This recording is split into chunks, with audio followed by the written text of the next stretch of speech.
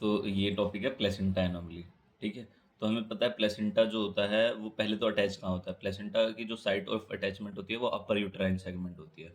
ठीक है, जो एनाटॉमी की बात करें तो अगर प्लेसेंटा अपर यूटेराइन सेगमेंट की जगह पे नीचे की तरफ अटैच हो गया तो प्लेसेंटा प्रीविया कहते हैं उसे। प्लेसेंटा प्रीविया क्या होता है? Located in lower uterine segment. ठीक है, और प्लेसेंटा का सेकंड पार्ट होता है कोरियोनिक विलाई जो कि एंडोमेट्रियम से अटैच होता है। अगर एंडोमेट्रियम में जाके कोरियोनिक विलाई ज़्यादा अंदर तक अटैच हो गया तो उसे कहते हैं प्लेसेंटा एक्रेटा स्पेक्ट्रम। अब इसमें पूरा वो होती है, सीरीज होती है कि यहाँ से यहाँ तक हुआ तो कौन सा होता है, फिर इनक्रेटा परक्रेटा, वो आगे हम पढ़ेंगे। ठीक है, इसमें ये जो होता है कि जो हमारा कोरियोनिक विलाई होता है वो एंडोमेट्रियम के साथ साथ मायोमेट्रियम तक या सिरोसा तक भी चला जाता है। ठीक है, उसे हम क्या कहते हैं? Placenta accreta spectrum. Placenta accreta spectrum जो होता है वो मोर्बिडली अडेरेंट प्लेसेंटा होता है, मतलब बहुत ही ज़्यादा अंदर तक चला जाता है, बहुत ज़्यादा अडेयर हो जाता है, जिसकी वजह से बहुत सारी कॉम्प्लिकेशन होती है। अगर वो देखो नॉर्मली क्या है, वो सिर्फ एंडोमेट्रियम तक अटैच होना चाहिए। अगर वो मायोमेट्रियम तक अटैच है बट मायोमेट्रियम के सिर्फ सुपरफिशियली अटैच है तो उसे हम कहेंगे एक्रेटा। ठीक है, सुपरफिशियली मायोमेट्रियम तक अटैच है। अगर वो मायोमेट्रियम पे ही अटैच है मगर डीपली अटैच है तो उसे कहेंगे हम इनक्रेटा। ठीक है, अगर वो मायोमेट्रियम को क्रॉस करके और अंदर तक अटैच हो गया, कहाँ तक पहुंच गया? सिरोसा तक पहुंच गया, तो उसे कहेंगे परक्रेटा। ठीक है, अगर मायोमेट्रियम में सुपरफिशियली अटैच है तो एक्रेटा, अंदर चला गया इनक्रेटा, मतलब मायोमेट्रियम में अंदर चला गया इनक्रेटा, और अगर उसको पार करके चला गया तो परक्रेटा। ठीक है, अब टाइप ऑफ प्लेसेंटल एनोमलीज की बात कर लेते हैं। प्लेसेंटल एनोमलीज में पहला होता है प्लेसेंटल बाइलोबटा। जैसा कि नाम से पता चल रहा है, इसमें प्लेसेंटा के दो लोब होते हैं। प्लेसेंटा डिवाइडेड इन टू रफली इक्वल पार्ट्स होते हैं, कनेक्टेड बाय ब्लड वेसल्स। इसमें क्या होंगे? ये दो होंगे, दो लोब बन जाएंगे, बट आपस में ये किससे कनेक्ट होंगे? ब्लड वेसल से। ठीक है, इसमें मतलब एक नोट दे रखा है, प्लेसेंटा ऑफ ट्विन प्रेगनेंसी में दो अम्बिलिकल कॉर्ड होती हैं। अगर कहीं पर ट्विन प्रेगनेंसी है तो उसमें दोनों की अलग अलग अम्बिलिकल कॉर्ड होंगी। इसमें क्या है, एक ही अम्बिलिकल कॉर्ड है और एक ही अम्बिलिकल कॉर्ड से दो लोब बने हुए हैं और वो आपस में कनेक्टिंग वेसल से, ब्लड वेसल से जुड़े हुए हैं। तो ये एक दूसरे, ये ऐसे डिफरेंशिएट कर सकते हैं। अगला है प्लेसेंटा सक्सेंचुरेट। सक्सेंचुरेट में क्या होता है कि प्लेसेंटा जो होता है वो दो पार्ट्स में डिवाइड हो रहा है मगर इसमें अनइक्वली हो रहा है। ठीक है, एक बड़ा होगा एक छोटा होगा। ठीक है, ये भी एक दूसरे से कैसे कनेक्ट होंगे? ब्लड वेसल से कनेक्ट होंगे। तो इसमें कॉम्प्लिकेशन क्या होती है? इसमें कॉम्प्लिकेशन ये होती है कि अगर कोई प्लेसेंटा जो होता है वो, मतलब कोई लोब या प्लेसेंटा जो है वो रिटेन रह जाता है। अगर रिटेन रह जाता है तो पोस्टपार्टम हेमरेज हो जाती है। पोस्टपार्टम हेमरेज के लिए हम क्या करते हैं? यूटेराइन मसाज वगैरह करते हैं, प्लेसेंटा को पूरी तरह से रिमूव कराते हैं, ये सब करते हैं। पोस्टपार्टम हेमरेज बहुत इंपॉर्टेंट टॉपिक है। अगर साइज ऑफ प्लेसेंटा इंक्रीज हो गया है तो उसमें प्लेसेंटा प्रीविया होने के चांसेस बढ़ जाएंगे। Antepartum haemorrhage. ठीक है, प्लेसेंटा प्रीविया वही कि जो हमारा प्लेसेंटा है वो लोअर यूटेराइन सेगमेंट पे आके अटैच हो गया तो उसे हम कहते हैं प्लेसेंटा प्रीविया। तो प्लेसेंटा प्रीविया हो जाएगा तो प्लेसेंटा प्रीविया होने से क्या होता है? एंटीपार्टम हेमरेज होने के चांसेस बढ़ जाते हैं। ठीक है, अगला है हमारा एक्स्ट्रा कोरियल प्लेसेंटा। जैसे कि नाम से पता चल रहा है, इसमें क्या है? एक्स्ट्रा है। इसमें मैटरनल सरफेस ऑफ प्लेसेंटा जो होता है वो बिगर हो जाता है देन फीटल सरफेस। नॉर्मली तो फीटल ज्यादा बड़ा होता है। जैसे जनरली क्या होता है कि जो प्लेसेंटा होता है उसका मैटरनल सरफेस छोटा होता है, 1/5 होता है। 1/5 होता है, और जो फीटल सरफेस है वो ज्यादा बड़ा होता है। ठीक है, बट इसमें क्या होता है? मैटरनल सरफेस ज्यादा बड़ा हो जाता है तो उसे हम कहते हैं एक्स्ट्रा कोरियल प्लेसेंटा। इसमें एक रिंग बनाता है अराउंड द फीटल सरफेस। इसमें दो तरह की रिंग्स बना सकता है, एक होता है सरकम मार्जिनेट, एक होता है सरकम वेलेट। ठीक है, पहले सरकम मार्जिनेट देख लेते हैं। सरकम मार्जिनेट में क्या क्या खासियत होती है? इसमें स्मूथ ट्रांजिशन होता है between foetal and maternal surface. ठीक है, यहाँ पे थोड़ा सा लाइट डाल। हाँ देख, यहाँ पे दिख रहा है, यहाँ पे ना कोई रफ सरफेस नहीं है, यहाँ पे जो चेंज हो रहा है वो यहाँ पे देख ले। मैटरनल सरफेस, फीटल सरफेस, इसमें क्या है? स्मूथ ट्रांजिशन है, कुछ ज्यादा चेंज नहीं आ रहा है। ठीक है, फीटल एंड मैटरनल सरफेस जो होते हैं और सेम लेवल पे होते हैं, मतलब इनके बीच में कोई उभार नहीं मिलेगा। ठीक है, इसमें कोई थिकनिंग नहीं होती है, इसे हम कहते हैं सरकम मार्जिनेट प्लेसेंटा। वहीं सरकम वेलेट, वेलेट से याद रखना है, इसमें क्या होता है? वाल्व लाइक थिकनिंग होती है मतलब फीटल और मैटरनल सरफेस के बीच में वाल्व लाइक थिकनिंग होगी। तो फीटल सरफेस जो होगा वो स्लाइटली डिप्रेस होता है और जो मैटरनल सरफेस होता है वो स्लाइटली उठा हुआ होगा। तो कैसे याद रखना है कि माँ बड़ी है तो उसका सरफेस क्या होगा, उठा हुआ होगा, और फीटल का डिप्रेस होगा। और ये क्या है, सरकमवेलेट है, वाल्व लाइक थिकनिंग है, तो वाल्व लाइक थिकनिंग यहाँ पे मिलेगी दिख हमें रहा मैटरनल और फीटल सरफेस के बीच में। ठीक है, ये देखो यहाँ पे दिख रहा है, ये मैटरनल सरफेस है बड़ा वाला, ठीक है, ये फीटल सरफेस है छोटे वाला, और इसमें ये वाली जो थिकनिंग है ये हमारी वाल्व लाइक थिकनिंग, इसे हम कहते हैं सरकमवेलेट प्लेसेंटा। इसमें कॉम्प्लिकेशन क्या हो सकती है, एक तो एंटीपार्टम हेमरेज हो सकता है, ठीक है, दूसरा IUGR हो सकता है, इंट्रा यूट्राइन ग्रोथ रिस्ट्रिक्शन, ठीक है, ये हो गया। तो हमने क्या क्या पढ़ा कि एक तो प्लेसेंटा पढ़ा, प्लेसेंटा कैसे अटैच होता है, प्लेसेंटा एक्रेटा का स्पेक्ट्रम पढ़ा, और प्लेसेंटा की एनोमलीज पढ़ी ऑन द बेसिस ऑफ उसके लोब। अब हम पढ़ेंगे एबनॉर्मल कॉर्ड इंसर्शन, जो कोड है कि वो कहाँ इंसर्ट हो रही है, उसके बेसिस पे क्या क्या एबनॉर्मलिटीज हो सकती है। नॉर्मली क्या होता है, जो अम्बिलिकल कॉर्ड होता है वो सेंटर ऑफ फीटल सरफेस से अटैच्ड होता है, ठीक है। मगर एबनॉर्मल में क्या होगा, एक है बैटलडोर प्लेसेंटा या लेटरल इंसर्शन ऑफ कॉर्ड। बैटलडोर में क्या होता है, लेटरल इंसर्शन होता है, जैसे कि नाम से पता चल रहा है, इसमें क्या होगा कि जो प्लेसेंटा है वो सेंटर से ना होके साइड से जुड़ जाएगा। देखो यहाँ पे जैसे कि ये हमारा मेन वो है, यहाँ रहना चाहिए, और यहाँ पे ये साइड से अटैच हो रहा है, ठीक है। दूसरा होता है वेल्यूमेंटस इंसर्शन ऑफ कोड, ये इंपॉर्टेंट है। इंपॉर्टेंट क्यों है, क्योंकि इसमें जो कोड होता है वो इनडायरेक्टली अटैच होता है, यहाँ पे वो डायरेक्टली अटैच नहीं होता, indirectly attach to placenta via membrane. और इस मेम्ब्रेन में क्या कनेक्टिव टिश्यू होते हैं, वो होते हैं वाटन्स जेली, नीट के टाइम पड़ा होगा, लोस्ट इन मेम्ब्रेन। वाटन जेली जो कनेक्टिव टिश्यू होता है वो लोस्ट इन मेम्ब्रेन होता है। ये देखो, ये रहा हमारा प्लेसेंटा, ये रहा हमारा कोड, और बीच में ये रही हमारी मेम्ब्रेन, ठीक है। इसमें जो vessel directly attach to placenta होती हैं, उसमें ग्रेव कॉम्प्लिकेशन, सबसे खतरनाक कॉम्प्लिकेशन क्या होती है, वासा प्रीविया हो जाता है। वासा प्रीविया क्या होता है, वासा प्रीविया होता है कि इसमें अगर ब्लीडिंग हुई तो प्लेसेंटा प्रीविया में जो ब्लीडिंग होती थी वो मैटरनल ब्लड लूज होता था, वासा प्रीविया में जो ब्लीडिंग होती है इसमें फीटल ब्लड लूज होता है। तो इसमें फीटल कॉम्प्लिकेशन होने के चांसेस ज़्यादा होते हैं, लेकिन रेयर कंडीशन है ये। हाँ, रेयर कंडीशन है ऐसा, क्योंकि ये एक दो ही कंडीशन है जहाँ पे होते हैं। इसमें ब्लड वेसल दिखा दी ये वाली, ये मेम्ब्रेन है, ये अम्बिलिकल कॉर्ड है, ठीक है। वासा प्रीविया, वासा प्रीविया देख लो क्या होता है। वासा प्रीविया मोस्ट कॉमन कोज क्या है इसका, यही है वेलामेंटस इंसर्शन ऑफ कॉर्ड। इसमें वेलामेंटस इंसर्शन कॉर्ड होता है, अगर मेम्ब्रेन रप्चर हुई, ये वाली मान लो मेम्ब्रेन रप्चर हो गई, तो क्या होगा, कॉर्ड जो अटैच थी मेम्ब्रेन से वो भी रप्चर हो जाएंगी, तो ब्लीडिंग होने लगेगी। कहाँ से होगी, अम्बिलिकल आर्टरी से होगी और वेन से होगी। इसमें कौन सा ब्लड लॉस होगा, फीटल ब्लड लॉस होगा।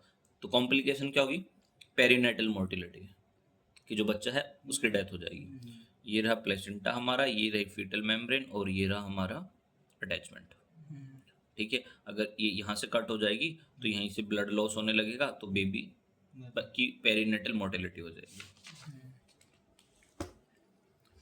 अब बात कर लेते हैं वासप प्रीविया, ये चल रहा है ना वासप प्रीविया का।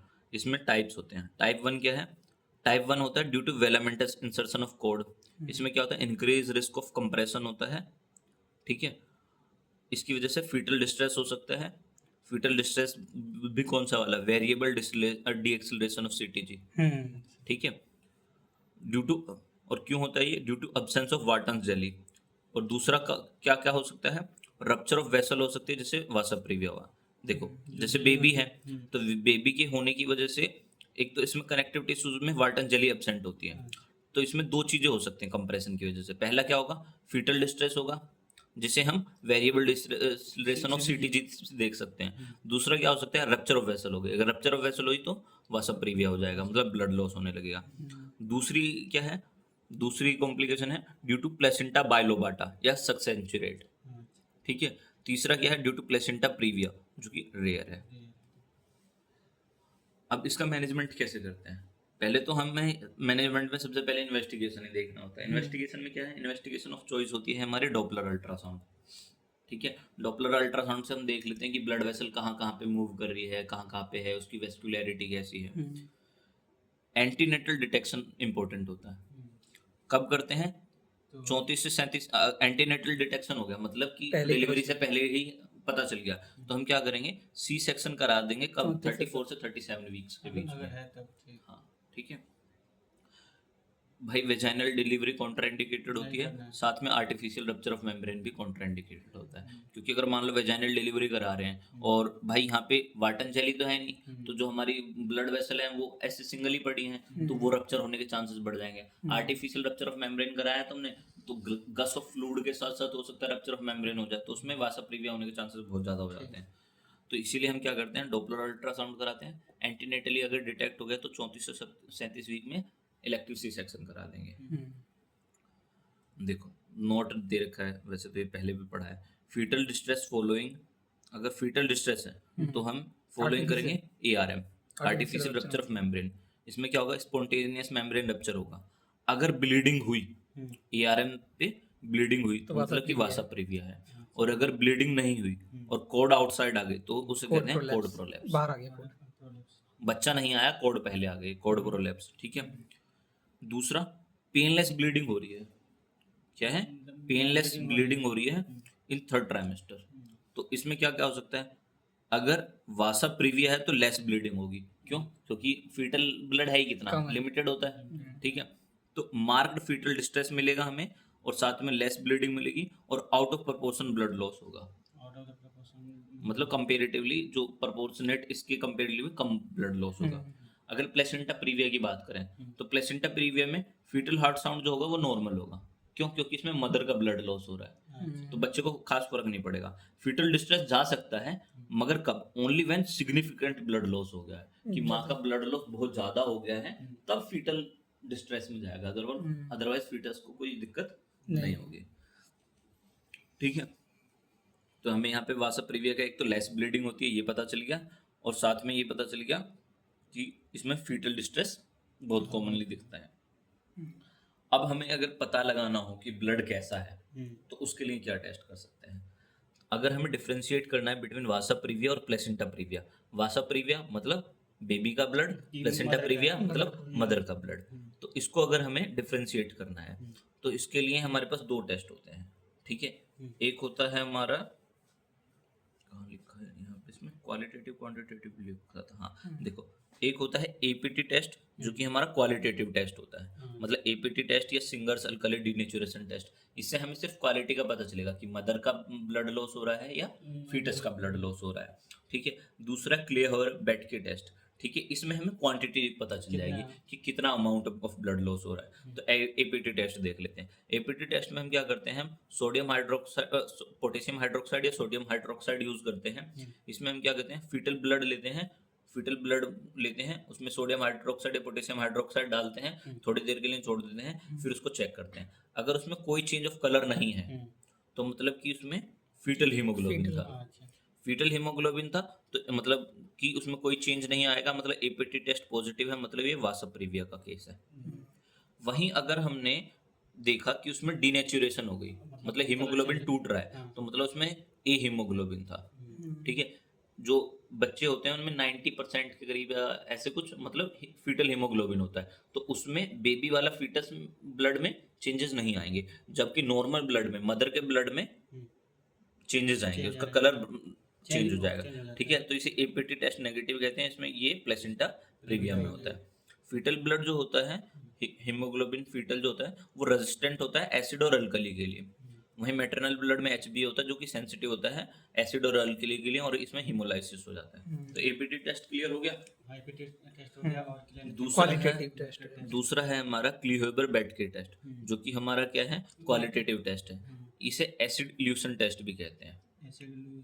ये क्वांटिटेटिव टेस्ट होता है। इसमें हम कैलकुलेट यूज क्यों करते हैं हम, ताकि हमें इससे ये पता चल जाए कि मदर का कितना ब्लड लॉस हुआ है, या कितना वो कांटेक्ट में आया है, फीटल ब्लड और मदर का ब्लड कितना कांटेक्ट में आया है। इससे क्या होगा, अगर मदर का ब्लड फीटस के कांटेक्ट में आया है या फीटस का ब्लड मदर के कांटेक्ट में आया है, तो हमें क्या पता चल जाएगा कि कितनी क्वांटिटी कनेक्ट हो रही है, मैच हो रही है। उसके बेसिस पे हम कितना उसे एंटी डी देना है, इसका हम वो कर सकते हैं, कैलकुलेट कर सकते हैं। एंटी डी क्यों देते हैं, ताकि अगली प्रेगनेंसी में एरिथ्रोब्लास्टोसिस फेटालिस ना हो।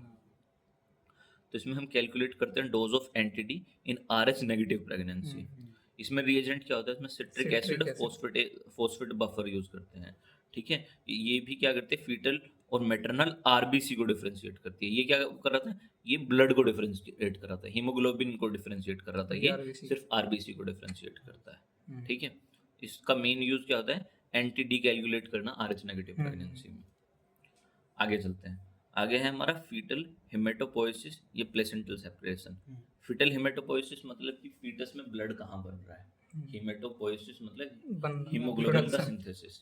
ठीक है, अगर बच्चे की उम्र 6 हफ्ते से कम है, मतलब अभी वो फीटस है, फीटस में वो 6 हफ्ते से कम है, तो ये साइट होगी योग सैक। ठीक है, योग सैक हमारी फर्स्ट साइट होती है जो 6 हफ्ते से पहले पे होती है, और यहाँ पे जो हीमोग्लोबिन बनता है उसे कहते हैं गोवर 1, गोवर 2 और पोर्टलैंड हीमोग्लोबिन। गोवर 1, गोवर 2 और पोर्टलैंड हीमोग्लोबिन 6 हफ्ते से पहले योग सैक में। 6 से 30 हफ्ते में होता है लीवर पे, जो कि फीटल हीमोग्लोबिन बनता है। और साथ ही में 20 हफ्ते के बाद बोन मैरो भी एक्टिव हो जाती है, जो HbA हीमोग्लोबिन बनाती है, बट ये काफ़ी कम होता है, HbF बहुत ज़्यादा होता है कंपेरेटिवली। HbF लेवल देखें तो, हाँ देखो, जैसे कि न्यू बोर्न में HbF लेवल 95% होता है। HB level in new born is 16 से 18 ग्राम पर डेसीलीटर। वहीं ये न्यू बोर्न में 95% है, वहीं 6 महीने ऑफ बर्थ के बाद सिर्फ 1% रह जाता है। ठीक है, समझ आया कि जो हमारा हीमोग्लोबिन F है, वो 6 महीने की बच्चा जब पैदा हुआ है तो उसमें HbF 95% होता है शुरुआत में। वहीं ये जैसे जैसे उम्र बढ़ती है तो उसका लीवर में सिंथेसिस कम होके बोन मैरो में सिंथेसिस शिफ्ट हो जाता है, और बोन मैरो में हमारा HbA बनता है। इसी वजह से तो रेस्पिरेटरी रेट ज्यादा होता है, 1 हो जाता है। इसी वजह से तो रेस्पिरेटरी रेट ज्यादा चाहिए होता है बच्चे को। 60, 40, 50 क्यों ज्यादा रहता है स्टार्टिंग में? प्लेसेंटल सेपरेशन की बात करें तो प्लेसेंटल सेपरेशन कैसे होता है, मतलब कि प्लेसेंटा कैसे सेपरेट होता है यूटरस से। ठीक है, तो पहले तो ह्यूमन प्लेसेंटा क्या होता है, अच्छा यहाँ पे एक ही लिखा है, जो ह्यूमन प्लेसेंटा होता है वो डेसिडुएट होता है, डिस्कोइड होता है और डेसिडुएट होता है। अरे डेसिडुएट होता है, डिस्कोइड होता है, और एक चीज और थी, पहले पेज पे डिस्कोइड मतलब होता है, डेसिडुएट मतलब सैड आफ्टर डिलीवरी, और हीमोकोरियल होता है मतलब directly contact with maternal blood. ठीक है, तो टाइम ऑफ सेपरेशन की बात करें तो टाइम ऑफ सेपरेशन तो 3rd स्टेज ऑफ लेबर होता है। ठीक है, प्लेन ऑफ सेपरेशन की बात करें तो इसे जोना स्पॉन्जियोसा कहते हैं। पहली स्टेज में क्या होता है, सर्विकल की राइपनिंग होती है, का डायलेशन होता है और राइपनिंग होती है। ठीक है, सेकंड स्टेज में क्या होता है, बच्चे की डिलीवरी होती है। 3rd स्टेज में क्या होता है, प्लेसेंटा डिलीवर होता है। 4th स्टेज में क्या होता है, चेक करते हैं, मतलब कहीं उसको पीपीएच ना हो, पोस्टपार्टम हेमरेज तो नहीं है, ये चेक करते हैं 1-2 घंटे तक, और मेनली 2 घंटे तक होता है। वैसे अगर 4th ट्राइमेस्टर की बात करें तो वो चलता है डिलीवरी के 12 हफ्ते बाद तक। 6 से 12 हफ्ते तक।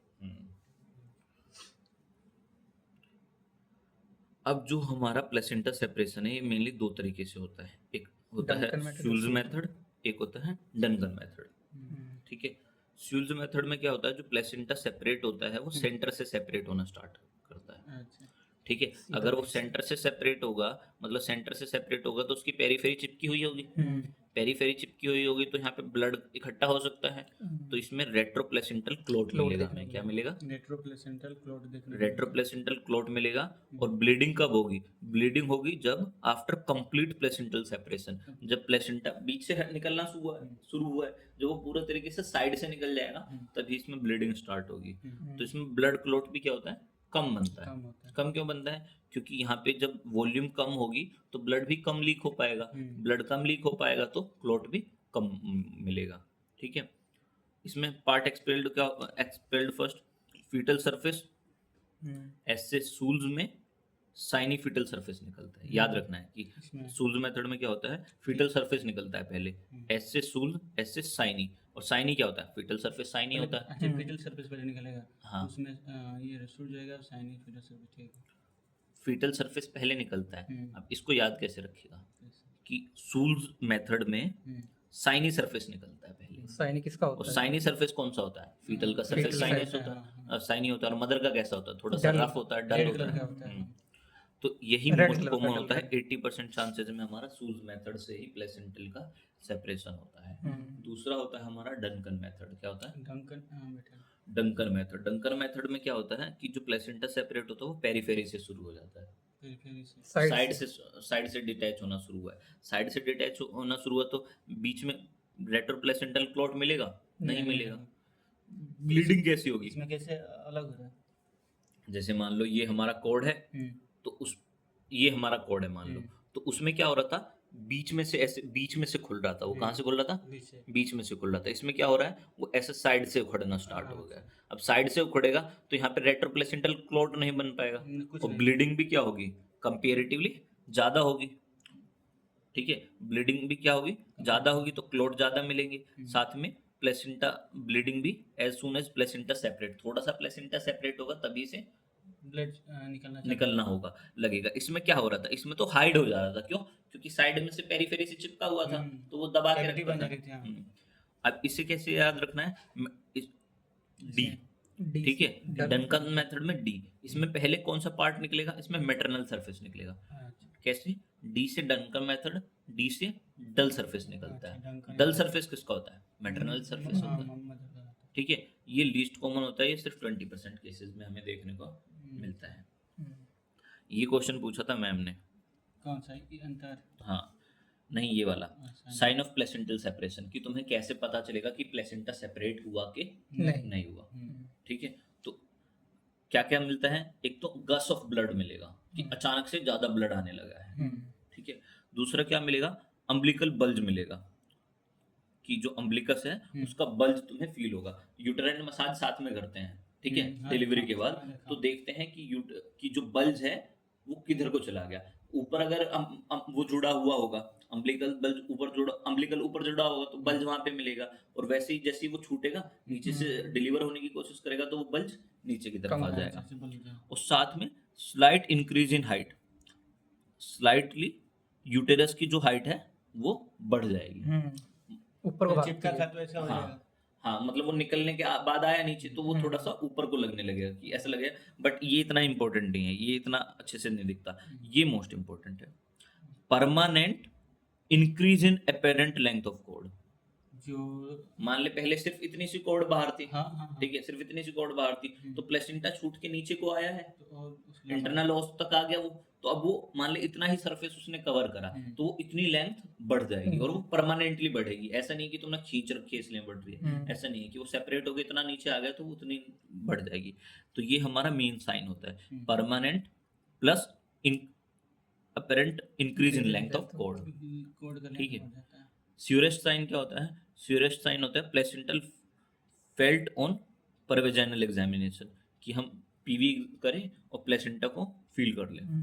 ठीक है, ये हमारा स्योरेस्ट साइन होता है। अगर ये नहीं कर सकते तो हमारा सेकंड वाला यही, permanent plus apparent lengthening of cord, increase in length of cord, ये फोर्थ वाला ही कर सकते हैं। ठीक है, अब बात करते हैं अगले की। मतलब नोट क्या है? Height of uterus immediately after delivery जो होती है वो 20 वीक ऑफ प्रेगनेंसी के कॉरस्पॉन्ड करती है। मतलब बच्चा निकल गया, तो जो यूटेरस है पहले कहाँ था? जीफी स्टर्नम से थोड़ा सा नीचे तक था, अब वो वापस से नीचे आ जाएगा, और नीचे आके कहाँ पहुंच जाएगा? वो 20 वीक तक पहुंच जाएगा, अम्बिलिकस से नीचे आ जाएगा। 20 वीक तक। ठीक है, ठीक। ठीक है। चलिए।